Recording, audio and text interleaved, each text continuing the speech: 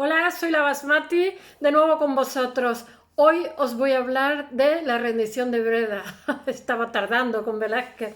Mirad, es tan bonita y tan interesante y tan susceptible de tantísimas interpretaciones que me han salido montones de folios y entonces eh, creo que le voy a contar así y cuando me canse de hablar un rato no quiero tampoco atosigaros porque siempre me ha molestado muchísimo, me molesta cuando voy a un museo y hay alguien que explica una obra. Yo pienso que la misión, me empiezan los picores, la misión de un cuadro no es que lo explique nadie, sino que el que lo ve saque las conclusiones que quiera, aunque sea la rendición de Breda, que todo el mundo le llama el cuadro de las lanzas, pues si le quiere dedicar un minuto, como si le quiere dedicar media hora, el artista habla con las imágenes, no con los mediadores, los sacerdotes, pero bueno, yo me parecía imposible no pasar por Velázquez y por este cuadro y quizás por algún otro más, porque es un pintor imprescindible y más sobre todo este tipo de obra épica que desde el Renacimiento era la culminación, el hito de cualquier pintor que quisiera serlo, ser reconocido, era este tipo de obra, la pintura histórica, épica. Entonces nosotros, como tenemos un carácter tan tempestuoso los españoles, pues tenemos una cadena, digamos, una tradición que está Velázquez, que está en el Salón del Reino, ya sabéis, con 12 cuadros, como he contado en otras ocasiones, en las cuales Felipe IV, el conde duque de Olivares también, o sea, quieren loar la gesta de España cuando España empieza a caer en declive. Eso me ha pasado con amigas que tienen mucho dinero. Cuando empiezan a no tener dinero, empiezan a presumir de dinero.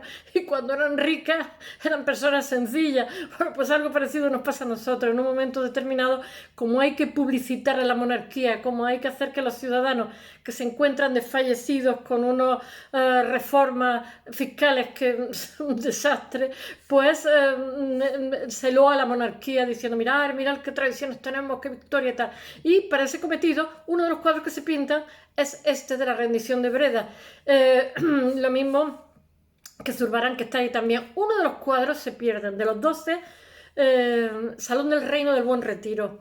Bueno, como estaba diciendo, en España tenemos una grandísima tradición pictórica maravillosa, una escuela del siglo XVII increíble, en los cuales están la rendición de Breda, os hablo de cuadros épicos, que se continúa con los fusilamientos del 3 de mayo. En los tres está la piedad muy española, y el Guernica de Picasso. Entonces, somos personas muy apasionadas. Nuestro país tiene la mejor pinacoteca del mundo. No soy chauvinista, pero tenemos una tradición de pintores excepcional. Y este es un cuadro difícil, me refiero. Es un cuadro que solamente lo puede hacer un genio, de verdad, porque su composición interna es una mezcla de clasicismo, de barroco, es muy equilibrado, es muy difícil, tiene muchísima información y además de eso nosotros cuando en arte vemos algo le decimos, esto tiene muchos ritmos. Pues mira, siempre ponemos el ejemplo del cuadro de las lanzas cuando alguien no entiende qué significa lo de los ritmos. Por ejemplo, en la Bauhaus, una de las cosas que le enseña, que realmente lo que quería era enseñar diseño, pues le hacían coger hojas del campo, hojas secas, y copiarlas. ¿Por qué? Porque esas nerviaciones que tiene la hoja tienen mucho ritmo. Entonces, uno de los cuadros que se ponen precisamente, una de las muestras pictóricas para cuando alguien no entiende lo que significa que es el ritmo, es justamente el cuadro de la rendición de Breda, porque si os fijáis, esas no son lanzas, son picas. Hace que cuando algo tiene mucho ritmo, tiene una información que no la puedes pasar de una barrida, ¿no? Porque normalmente nosotros empezamos leyendo los cuadros como cuando escribimos, ¿no? De izquierda a derecha, ¿no? Pues bien, cuando un cuadro tiene mucho ritmo, tienes que tardar un tiempo en leerlo, no puedes leerlo, eso es una cosa muy complicada de conseguir. Bueno, ahora os iré contando un poquito más desmenuzadamente, pero no quiero atosigaros demasiado con este cuadro, quiero daros unas directrices. Mira, con Flandes había en este momento no sé el cuadro si se pinta en 1625, no, el cuadro se pinta en 1635, pero lo que ocurre, lo de Breda, la rendición de Breda es en 1625. Nuestro Velázquez ha ido a Italia, ya ha hecho un viaje cuando pinta este cuadro, un viaje que le ha servido muchísimo porque ha conocido en directo el Gran Tour que llamaban los ingleses, que son, es que me pica todo, me estoy rascando, se me veía así porque cuando empiezo con esto no sé qué relación tengo tan extraña. Bueno, ya, pero resulta que cuando va a Italia va con Spínola, Ambrosio Spínola, y Ambrosio Spínola le cuenta minuciosamente la rendición de Breda. Entonces lo conoce de primera mano, aunque utiliza diferentes fuentes, ahora lo veréis. Una de ellas, una de las fuentes que utiliza es Calderón de la Barca, que hace una obra sobre Breda, pero es que Calderón de la Barca está como soldado en los tercios de Flandes, entonces lo conoce minuciosamente. Todo eso se ha llegado a la conclusión porque lo conoce demasiado bien cuando hace la obra. Esa obra se estrena para el rey, y entonces él conoce de primera mano, él conoce Spínola, que se lo cuenta con pelo y señales, conoce también la obra de Calderón, que la ve estrenada sobre este asunto, y sobre ello hace una pieza muy bonita para el Salón del Reino, donde se loa las gestas españolas, las gestas heroicas en guerra, pero sin embargo no lo hace muy inteligentemente, como era una persona tan lista. No se ensaña sobre el vencido, todo lo contrario, porque en el centro del cuadro está Ambrosio Spínola, que es el noble genovés, que levanta del brazo a Nassau, no me acuerdo cómo se llama, Justin Nassau, para que no se arrodille. Él viene con las llaves para rendir la ciudad. Y no solamente eso, no le permite, o sea, Ambrosio Spínola lleva una armadura de oro, cubierta de oro, preciosísima, y el otro lleva un traje de cuero, pero el vencido tiene unos atuendos maravillosos. Ambrosio Spínola es representado que era un ingeniero militar increíble, es representado en el cuadro con una bengala de poder, se llaman bengala de poder, que también se le llama bastón de mando, pero bueno, en realidad se llaman bengala, es que es como si fuera una bengala, que también a los reyes, cuando los veáis, los veis como una especie de bengala, se llaman bengala de poder, ¿no? Entonces, en el brazo izquierdo tiene una bengala de poder, pero él está haciendo que no se arrodille el jefe de la ciudad, el gobernador de la ciudad, no quiere que se arrodille, no quiere humillarlo. Y de hecho ocurrió así en la realidad. Lo que pasa es que en vez de ocurrir al aire libre, ocurrió dentro de una tienda de campaña. No quiere humillación. Además, arregló la tienda de campaña, y después se hicieron 3 días de fiesta en el cual se recibe a la gobernadora, que era la hija de Isabel Valois, Ana Isabel, no sé qué, no me acuerdo cómo se llama, sé que uno de los nombres es Isabel de Austria, que es tía del rey actual, Felipe IV. Ya sabéis que está Felipe IV, el conde duque de Olivares, pero mirad, ¿sabéis una cosa? Esta gesta fue la más maravillosa. Este hombre era inteligentísimo. Vinieron Ambrosio Spínola, era un noble genovés, llevaba un ejército de 14.000 hombres, los cuales había españoles, había italianos, había gente de todos los sitios, eran mercenarios que luchaban por dinero, y él era un señor muy rico y financió él de su bolsillo porque la corona española estaba ya canina. Y bueno, después tuvo que luchar por reclamar, pero mirad una cosa, acaparó tanta atención y tanto prestigio que vinieron generales de otros países como agregados para ver, porque es lo primero que hace cuando llega a la ciudad de Breda, que era una ciudad inexpugnable, era imposible. De hecho, Nassau está convencido que no lo van a conseguir. Lo primero que hace es desplegar en pocas horas una ingeniería militar alrededor para evitar que pudieran pedir ayuda. Así todo lo consiguen, pedir algo de ayuda, y vienen 2.000 daneses y 6.000 ingleses, y entonces Ambrosio Spínola los vence, pero así todo hubiera podido ser 1.000 veces peor, ¿no? Pero él despliega todo eso. Entonces vienen los ingenieros de Polonia, de montones de sitios, porque este señor tenía fama de ser un militar muy bueno, muy bueno, y de hecho está durante 9 meses. Sabéis que tenemos una guerra durante 80 años con los holandeses hasta que consiguen independizarse. Ha habido durante la tregua de los 12 años, y Spínola sabe que ahora lo va a tener difícil, porque durante esos 12 años los holandeses se han pertrechado y se han hecho más fuertes. Y claro, cuando acaba la tregua a 12 años, se vuelve a la guerra, esa guerra de los 80 años. En este momento está también la guerra de los 30 años. No quiero entrar a hacer espaciotemporalmente demasiado, porque si no también me va a desvirtuar un poco la explicación de este cuadro. Entonces, estábamos porque este señor es un aristócrata genovés que es amigo de Velázquez, que le cuenta todo con minuciosidad cuando Velázquez va por primera vez a Italia, que Velázquez tiene la grandísima suerte, aparte de ser un genio, cuando va a Italia conocer de primera mano, aparte de Rivera, que después se va a Nápoles. Sabéis que hace 2 viajes italianos y que en el segundo tiene un hijo y está harto de la familia real, no quiere volver, y el rey le dice, que vuelva, demanda a varias personas porque este era muy tranquilote y tal. Está muy feliz en Roma, ¿no? Pues en este primer viaje va con Spínola, que va hacia Génova, y bueno, lo conoce de primerísima mano. Y he de deciros que el conde duque de Olivares, cuando Spínola consigue este triunfo tan espectacular, lo degrada. Y Spínola, sabéis las cosas que pasan cuando se puede uno morir de triunfo también, ¿no? Pues claro, el conde duque de Olivares no quería a nadie que brillara al lado suyo tanto o más como él, ¿no? Y claro, el otro le pide el dinerito que le deben, que eran millones de ducados, ¿eh? ¿Y por dónde iba yo a contar? Así, la conquista de Breda, que es durante 9 meses. Antes de los 9 meses, lo que hacen es anegarle un río también para que no tengan agua, para que pasen muchísima hambre, muchísima calamidad los que están allí dentro, y en un momento dado sacan 1000 personas. Había 7000 personas dentro.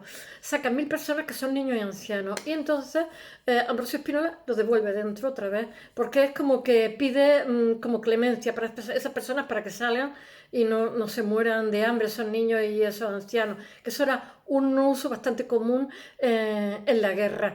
Y después, cuando se conquista, como he dicho, no hay un saqueo, él lo prohíbe, porque las tropas, hay muchísimas muertes, muchísimos tullidos, incluso uno de los Nassau, porque el que va a darle la llave al Justin Nassau es hermano del otro, el otro ha sido herido y muere a raíz de, pues yo que sé, de la infección o las heridas que tenía, que eran hijos del rey.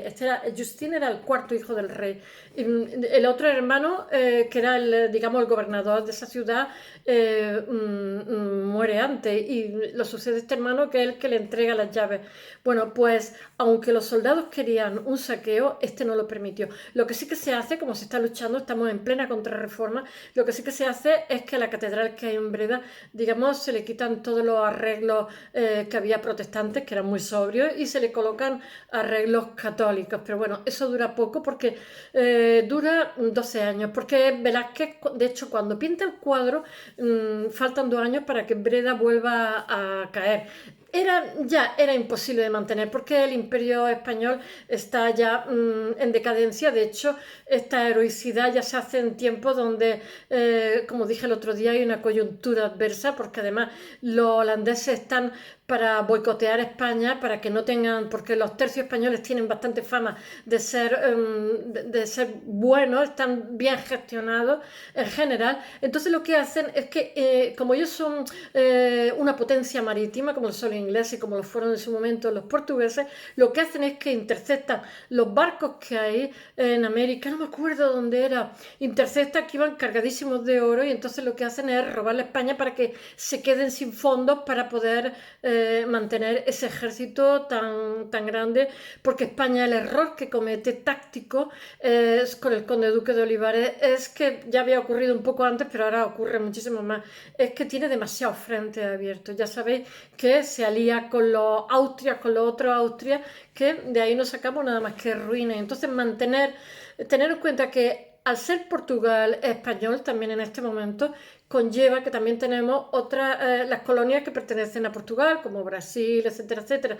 Con lo cual también estamos obligados, cuando hay una sublevación, cuando hay tal, mandar el ejército. Entonces es carísimo.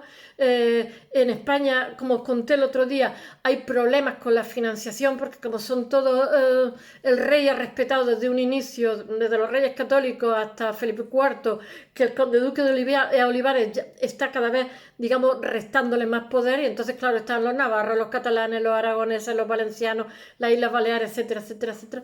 Entonces, todos se benefician de las colonias y tal, pero no quieren poner un céntimo ni quieren poner hombres, actúan como reinos independientes con sus constituciones, sus fueros independientes, y eso hace que nuestro país en un momento dado tenga una quiebra económica con el conde duque de Olivares, como lo conté el otro día, y haya que devaluar la moneda, etcétera. Entonces eso también implica una gestión que va a ir en picado, porque es difícil si no hay una reforma fiscal. Se quería hacer lo de la unión de las armas, si no hay una reforma fiscal. Entonces se quería también que los más ricos pues declararan también más. Ni los más ricos declaran, ni los catalanes, ni nadie, ni dan dinero, ni dan nada de nada. Con lo cual todas las colonias y tal, es difícil que se puedan defender, que en un momento dado tal. Bueno, voy a contaros un poquitín este cuadro, porque si no os voy a hablar demasiado de historia, tampoco quiero. Bueno, este lienzo es un lienzo muy grande, es un lienzo de 3 metros por no sé cuánto, tiene muchísima información en su interior. Los primeros planos están más, a mí no me gusta esto de la paleta de colores, pero en este caso sí que lo voy a hacer. Velázquez, como diría yo, da mucha información en el cuadro y deja un vacío entre medio donde están los dos protagonistas, donde está Ambrosio Spínola intentando que Justine Nassau no se arrodille, no quiere humillación, que por lo visto fue verdad, pero fue dentro de una tienda de campaña grande que le había adornado para recibirlo con honores, porque les parecieron muy valientes los holandeses cómo resistieron durante 9 meses. Y bueno, él lleva, Ambrosio Spínola lleva encima de la armadura de oro, lleva unos, ¿cómo se dice? Una banda carmín de Granza. Y lleva, como he dicho antes, la vengada del poder. Y entonces está evitando con el brazo, está evitando que se arrodille. No quiere humillación y no quiere saqueo de la ciudad. Y así se hizo.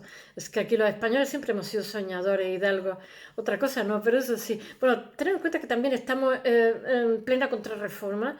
Y no se quiere vender una publicidad que Velázquez como pintor está loando no se está ensañando en la victoria militar de cómo se castiga al vencido, cómo se humilla, todo lo contrario, está vendiendo una caballerosidad muy española, muy de soñadores que somos. Bueno, como iba diciendo, en los primeros términos hay unos colores más cálidos, esa división la odio. Y en el segundo término, como es un pintor con muchísima formación, hay muchísimo más frío. Aquí, como diría yo, ahora os contaré, tiene una fuente donde hay cartografía, pero aunque él realmente toma esta historia porque Calderón de la Barca lo vive en primera persona porque es soldado allí, y también vive cómo evita que se arrodille, etc. Y él se basa mucho también en la obra de Calderón, aunque toma algo de cartografía y toma también diferentes fuentes como una de Tintoretto, Tiziano, tiene también ¿cómo se dice? Rasgos barroco, y como por ejemplo el caballo escorzado, que eso también yo creo que lo toma un poquito de Durero.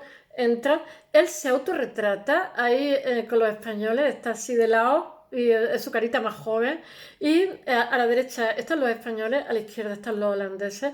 Los españoles están con las picas, y a los holandeses, para no restarle honor, para no humillarlos, se le permite que cuando van a entregar las llaves salgan con sus banderas, y allí están con sus banderas. Los holandeses se ven jovencitos, más inexpertos. Los españoles, nosotros éramos un estado antiguo desde la época de los reyes católicos, pero bueno, ellos tienen muchísimo sentido, ellos llevan la barda, ellos tienen mucho sentido de nacionalidades de siempre, a pesar de ser un país con muchos hándicaps, como el que se inunda de vez en cuando, etcétera. Y de hecho, una de las cosas que se ve a la lejanía dentro de una nebulosa muy velazquiana, son esas llanuras que hay de Nederland, de los Dutch holandesas. Y bueno, no sé qué más contar, pues que las picas generan unos ritmos y bueno, que hay también un papel en el suelo, que se supone que es donde iba a firmar, pero no lo firmó, porque normalmente se ponen pañuelos, papeles, donde firma el pintor. Hay, como diría yo, mucha recreación en los detalles, hay muchos rasgos porque Picasso, ya no sé lo que digo, Velázquez cuando está en Italia hay una pugna muy grande, una lucha entre los clasicistas y los barrocos. Y él, sin embargo, toma partido por los clasicistas, porque estamos en pleno barroco ahora mismo. Ya sabéis que él tiene también mucha influencia de Caravaggio al principio, después de los claroscuros, el tenebrismo, el enfocar en un punto de luz. Lo que pasa es que él, mirar una cosa, él no es muy sobrio utilizando los colores, ¿eh? Él utiliza también mucho los semitonos y, como he dicho, va difuminando conforme llega al fondo, porque eso crea distancia, crea profundidad y sobre todo también los escorzos. Y él también tiene muchas cosas, como he dicho antes, del barroco, y es que los protagonistas de la escena están como una fotografía. Él está mirando al espectador, como le pasa también a las meninas. Él mira al espectador, eso es de una grandísima osadía. Varios de los protagonistas de los que están ahí, de los soldados, están mirando al espectador y él mismo en su propio autorretrato, y eso es como una osadía. Y también la sutileza con la que trata un cuadro histórico de guerra, bélico. Lo trata sin sangre, sin ensañamiento, lo trata con piedad.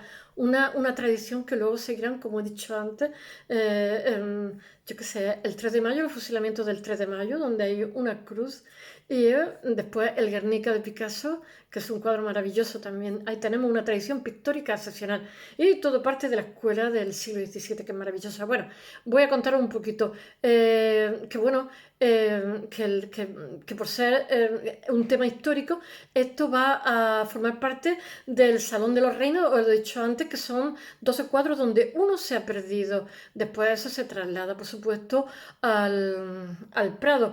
En este Salón de los Reinos estaba de Tallé o algo así, o Tagé, todos los competidores que odiaban a Velázquez porque llegó con 24 años, se colocó el primero.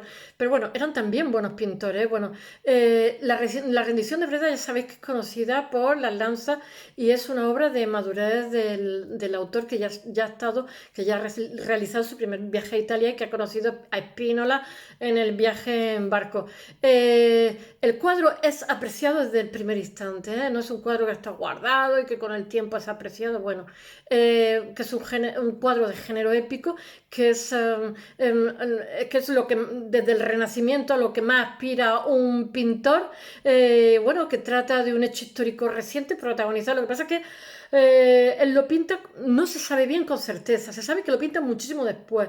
Se supone que entre 10 y 12 años después, cuando Breda ya ha caído, pero eso da igual, porque ahora estamos publicitando, hay una campaña con el Duque de Olivares de publicitar al rey. Conde Duque de Olivares era malo como un demonio, pero era muy astuto y muy moderno para esas cosas, como esa idea de publicitar la monarquía. Bueno, todos los personajes que hay dentro son el duque de Feria, son todos nobles españoles, son gente de alcurnia, donde se le da una intención ejemplar. Hay una exaltación de la victoria militar como uno de los episodios triunfales más significativos de la primera etapa del gobierno de Felipe IV. Pero ya os digo que sin ensañamiento, sin sangre. Bueno, y el cuadro resulta yo qué sé, tiene una interpretación muy ambigua. Ese cuadro tiene muchísimas interpretaciones. Es una rendición de la Plaza Fuerte del 2 de junio de 1625, tras 9 meses de asedio, como he dicho antes, y el cuadro es pintado 10-12 años después, cuando la plaza se pierde en 1637, es decir, se pinta casi el cuadro cuando se ha perdido militarmente la plaza. Y bueno, os voy a decir unas fuentes porque son muy importantes, que no me las sé. Bueno, que el cuadro básicamente está basado en Calderón de la Barca, que estuvo en la historia que le ha contado de primera mano Ambrosio Spínola. Spínola es un apellido muy judío, como Espinosa, etcétera, etcétera. Y que es un noble, que es el que está financiando las tropas con fondos propios, y porque España está pasando por como si fuera una suspensión de pagos. Tiene patrimonio, pero no tiene liquidez por una mala gestión. Bueno, una mala gestión que viene también heredada, no hay que echar la culpa ni al rey ni al conde duque de Olivares. El conde duque de Olivares en un momento dado se cree que que tiene más poder del que tiene, y mete la pata y también genera redes clientelares, y bueno, tanto que le había criticado a Lerma, que había sido el valido anterior, que después fue Zúñiga y después es el conde duque de Olivares. Ya sabéis que está Carlos I, Felipe II, Felipe III y estamos ahora en Felipe IV. ¿Qué le sucederá Carlos II, que será muy enfermizo? Bueno, que él tiene varias fuentes, se supone, para darle por la composición, porque mirad, su composición es una composición que tiene tantísima información que si no tuviera una buena composición geométrica, porque es barroca, pero es clasicista, se habría dispersado. Es un cuadro muy difícil, un cuadro de una composición muy calculada, muy meditada. Y bueno, que él loa la victoria que se da, que tiene España frente a una cosa muy complicada. De hecho, Spínola, cuando está los 9 meses allí, tiene presiones de la corona española, tiene presiones de muchísima gente, porque está jugándoselo todo una carta que no sabemos si va a ser buena o mala, porque Breda era un lugar bastante inexpugnable. Al final sale bien, pero podría no haber salido bien. Lo que pasa es que este era muy astuto, muy inteligente. No es donde ponía el ojo, ponía la bala, porque todos los proyectos que tiene los saca bien y precisamente por eso el conde duque de Olivares se encarga de arrinconarlo y quitarlo y mandarlo para casa. Y él no lo acaba de entender, le entristece. 5 años después muere. Bueno, una de las fuentes es un libro de un jesuita que se llama, tengo que leerlo porque es un nombre alemán, Germán Hugo Obsidio Bredana, de 1626, en el cual este señor cartografía, tiene muchísimos mapas. Y entonces se ha llegado a la conclusión que en el fondo ese sitio que está lleno de bruma, bueno, pues que tienen que ver con los planos y los mapas que este jesuita hace de esta rendición de Breda, donde describe la campaña. Bueno, y que es probable que Velázquez también conociera unos grabados de Jacques Callot, que son las versiones pictóricas de un inglés que se llama Peter Sneyer, porque también se ha visto muchísima similitud. Bueno, Velázquez utiliza la comedia dramática, como he dicho, el sitio de Breda de Calderón de la Barca, que está allí como soldado, porque se ha llegado a esta conclusión. Esto son hipótesis también, os voy a decir una cosa. Todo esto que estoy contando son hipótesis, pero no hay nada por generación espontánea. Resulta que Calderón se supone que estuvo allí porque la obra tiene unos detalles increíbles, está demasiado bien informada para que se lo hubiera contado a alguien de pasada, no sé cómo decirlo. Y bueno, él yo creo que eso lo tiene que saber también, entonces las dos fuentes que toma son Spínola y Calderón. Y entonces hace la escena, digamos, central cuando Spínola está recibiendo las llaves, como he dicho antes, de Justin Ambrosio. Calderón hace la obra en 1632 y ahí se pone énfasis precisamente en el episodio que este es el que saca en el cuadro. No es la primera vez que un pintor, que os lo conté el otro día, que está también en el Salón Real, ay, no me acuerdo ahora cómo se llama, que también toma de una obra de Lope, hace también el cuadro. Bueno, entonces es el abrazo que hay entre el vencedor Ambrosio Spínola y el vencido Justino de Nassau. Bueno, que es lo que subraya Velázquez también. Este abrazo también puede que tenga otras fuentes artísticas, como la del abrazo de Abraham y Melquier, desde el Quadrin Historique de la Biblia de Lyon de 1533, porque hay una composición exactamente igual. Estos son hipótesis, vuelvo a repetirlo. Lo he puesto todo esto en el blog, con las imágenes. Espero no tardar demasiado.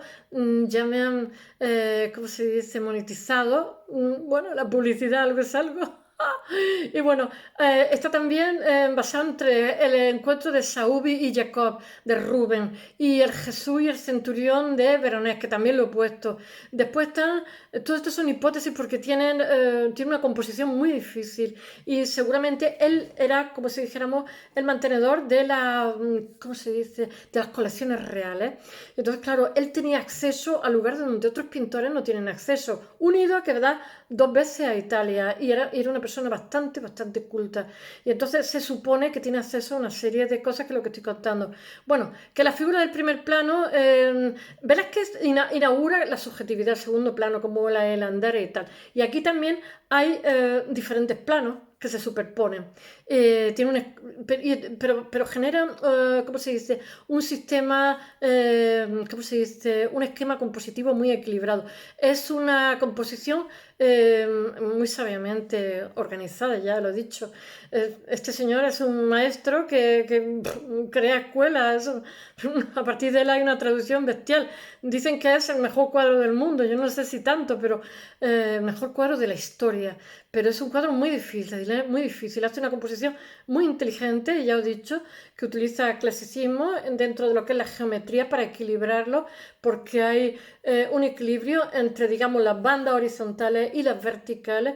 Después utiliza ritmos, pero después utiliza también, manipula los registros del barroco y los del clasicismo y naturalismo. Bueno, que tiene una red de horizontales y verticales, y bueno, y que cada figura, y en el primer término utiliza muchísimo el detalle y parece responder a un esquema geométrico, como he dicho en el primer término, y que abundan los detalles barrocos, que animan la estructura y bueno, que abren el horizonte hacia la profundidad. Y bueno, que utiliza los escorzos, como ya he dicho antes, de un caballo, que tiene un guiño con Durero.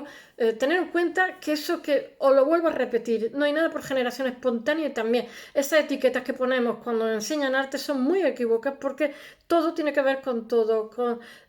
Durero retoma toda una tradición anterior y genera una tradición la siguiente. Él está también, es hombre de su tiempo, es un pintor barroco, está utilizando también recursos del barroco, pero tiene una, ¿cómo se dice? Una composición muy equilibrada y tiene muchísimas figuras que están en movimiento, yo qué sé, expresiones, planos, yo qué sé.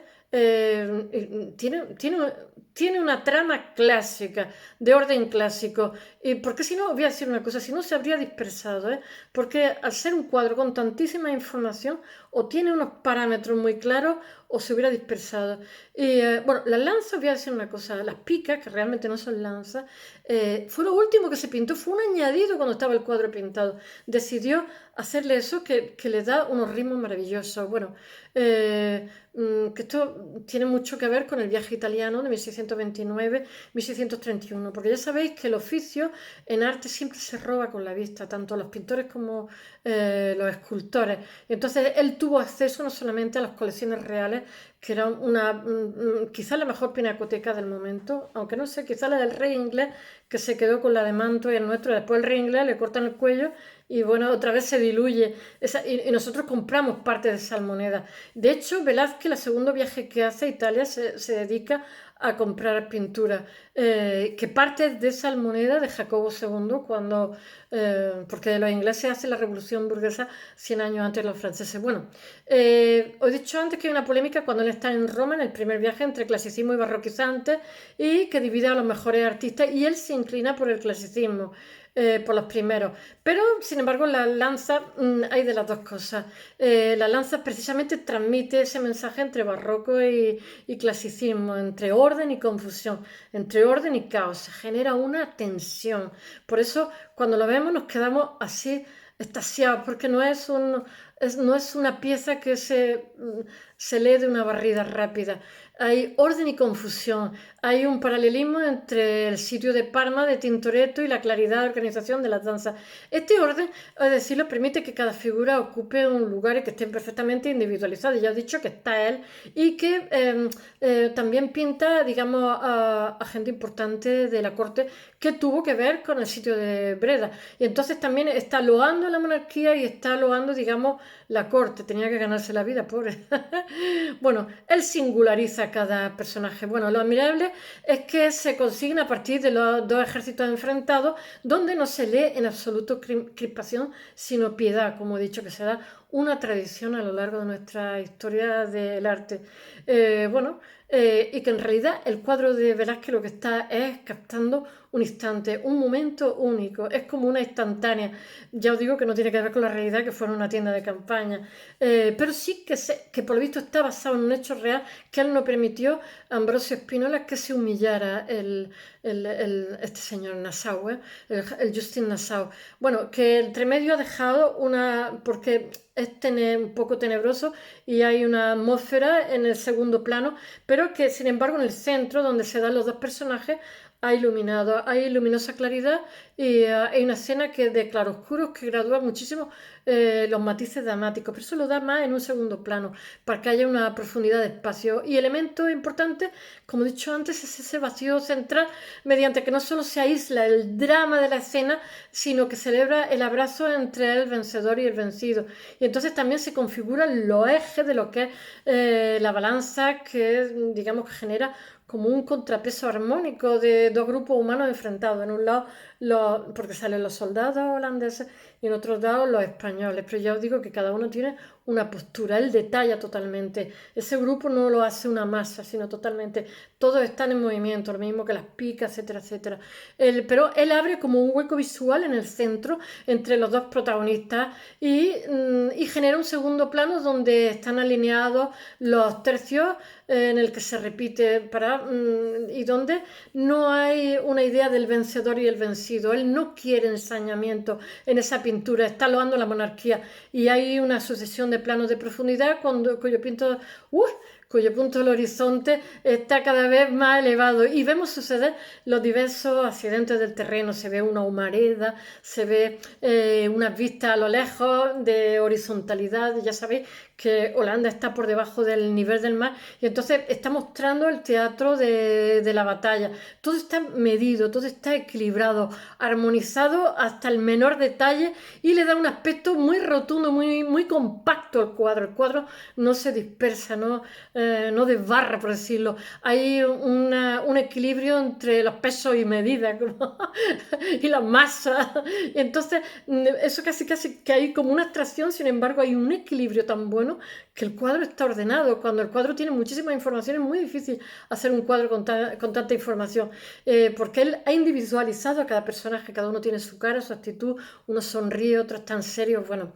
Y los colores son muy sobrios, son muy ricos y tienen muchísimos matices. Todo en la lanza remite a un gesto central, que es el abrazo entre Ambrosio Spínola y Justin Nassau, como he dicho. Y bueno, sobre eso habría también que hacer muchas, yo qué sé, interpretaciones. Ya sabéis que Spínola es hijo de una riquísima familia genovesa, que está muy vinculada a las finanzas y de hecho él tiene como una especie de ejército con diferentes nacionalidades que él mismo gestiona y mantiene, porque sabe que la monarquía española está pasando un momento difícil. Y bueno, y él tiene un papel relevante, pero él juega diferentes papeles y siempre con éxito. Él tiene un papel relevante en la primera tregua. Él sabe que lo que ha hecho el duque de Alba en el pasado, en estos momentos, no se puede hacer, no se puede dar un baño de sangre. Y bueno, este señor está en la primera época del reinado de Felipe IV, como he dicho, y bueno, que se ve obligado a sufragar los gastos, el sostenimiento de las soldadas. Y bueno, y mantener la intendencia. Bueno, sabe que la tregua esta de 12 años ha fortalecido a los holandeses y bueno, que en el momento que acabara la tregua empezaría de nuevo esa guerra de los 80 años que al final sabéis que ¿cómo se dice? Termina con la independencia holandesa. Y bueno, que las provincias del norte, bueno, que no se puede llevar una represión sangrienta como la del Duque de Alba, que ha habido una mala gestión, por decirlo. Ya sabéis que la que es gobernadora, que es la tía del rey, es una grandísima coleccionista que tiene también cosas, no le gusta Durero, hace una pinacoteca que después la lega, no me acuerdo, y después pasa al Prado, por suerte. Bueno, la victoria de Spínola pone de manifiesto que la posición española no es arrogante y eso es muy bonito. El cuadro es bonito por muchísimos motivos, pero entre otras esas, que no hay arrogancia, hay una grandísima sutileza, aunque España está viviendo el conflicto como una hazaña militar española. Spínola Genovesi lleva soldados de muchos lugares del mundo. Y bueno, pero este pintor que pinta es español y los que los ven son españoles. Luego, a nosotros nos tiene que dar igual todo eso.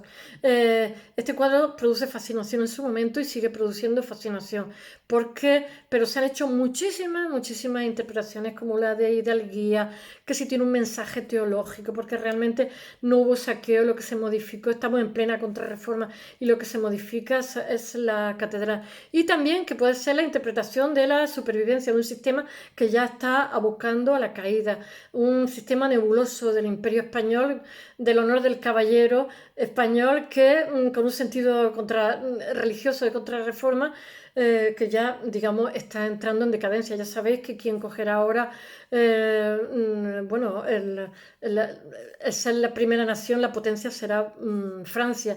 Bueno, hay una gestión que es equivocada y ya está. España pues deja de ser potencia, pero sí, todo todavía sigue siendo muy poderosa. Bueno, hay un mundo moderno que ya es emergente o que ya es imparable. Esto es un capítulo, aparte de la historia moderna como he dicho antes, de Europa. Y entonces ya se genera una tradición que, como he dicho antes, que se empieza en Velázquez, se continúa en Goya y Picasso, donde que los tres involucran una especie de transformación icónica de sentido épico y bueno, que se lleva la pintura bélica. Y, y bueno, que espero que os haya gustado. Mañana estaré de nuevo con vosotros.